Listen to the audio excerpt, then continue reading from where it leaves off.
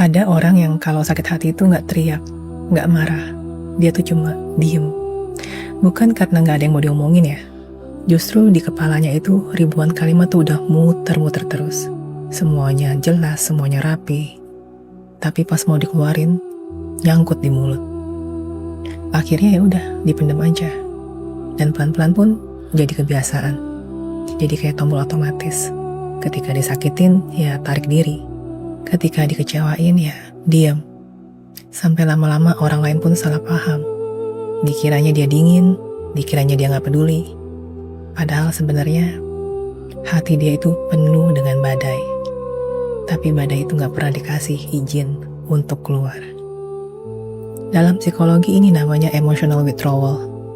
Cara tubuh buat bertahan dan cara jiwa buat bilang, diam itu lebih aman loh daripada disalahpahami.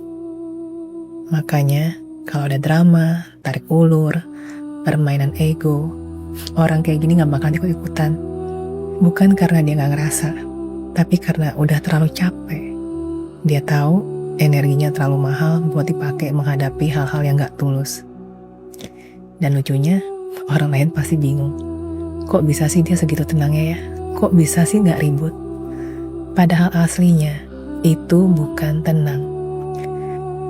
Itu adalah luka yang udah dilatih menjadi hening. Dan yang bikin nyesek, orang kayak gini sering mikir, toh gak ada yang bakal bener-bener dengerin gue. Jadinya makin lama dia makin nutup.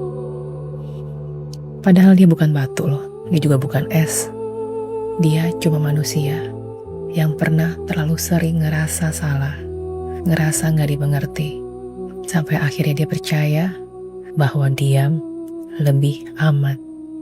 Dan yang dia butuhin bukan dipaksa ngomong, bukan juga dicecar biar jujur. Dia cuma butuh satu, rasa aman. Seseorang yang bikin dia berasa, gue boleh buka suara di sini dan gak akan disalahin. Jadi kalau suatu hari dia akhirnya ngomong ke elo, itu bukan karena elo hebat dalam memaksa, tapi karena dia percaya sama elo.